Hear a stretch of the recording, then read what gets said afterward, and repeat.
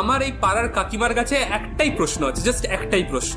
এর হিসাবে যদি কোনো ক্রিয়েটার তার যদি কোনো ভিডিওতে কোনো মেয়েকে দেখায়, সে বান্ধবী হোক, গার্লফ্রেন্ড হোক, বউ হোক, বোন হোক, যাই হোক, যদি তার ভিডিওতে তাকে দেখিয়ে দেয়, ব্যাস তার মানে সবার অধিকার আছে তাকে নিয়ে যা খুশি তাই বলা, তার ক্যারেক্টার নিয়ে প্রশ্ন তোলা। আর এমনটা নয় যে এই ফার্স্ট টাইম সাহিল কোনো মেয়েদের অহেতুক পার্সোনাল অ্যাটাক করছিল। এর আগেও সে কখনো বস্তির ছেলে পচার গার্লফ্রেন্ডের ক্যারেক্টার বা তার ব্রেকআপ নিয়ে অনেক কুরুচিকর মন্তব্য করে, বা ইভেন কোনো মেয়ের বডি শেম করাটাও তার ভিডিওতে নর্মাল ছিল। বাট ঋত্বিকের সেই বন্ধুটার জন্য এরকম মন্তব্য করে সে ভেবেছিল যে বাকি রোস্টার বা ক্রিয়েটার যারা ভালো বলে অতীতে তার মুখ লাগেনি, এবারও সেরকমটাই হবে। বাট এবার সেরকমটা হলো না, কারণ এটার পর যেটা হয়েছিল সেটার জন্য না সাহিল না বাংলার অডিয়েন্স কেউই রেডি ছিল না। আর যদি তুমি ভেবে থাকো যে এই ঘটনার পর ঋত্বিক অধিকারী সাহিলের এগেনস্ট একটা রোস্ট ভিডিও বানানোর পরেই এই সমস্ত সমস্যার সমাধান হয়ে গেছিল, তাহলে তুমি ভুল ভাবছো। কারণ ঋত্বিক অধিকারী এরপর যেটা করেছিল সেটা বাংলা কেন পুরো ওয়ার্ল্ডের ইউটিউব কমিউনিটিতেও কখনো হয়নি। কারণ সবাই কোনো ক্রিয়েটারের সাথে কন্ট্রোভার্সি হলে যেমন তাকে নিয়ে একটা রোস্ট ভিডিও বানায়, তেমনই ঋত্বিক অধিকারী ঈদ সাহিলের করা সেই মন্তব্যের জবাব দেওয়ার জন্য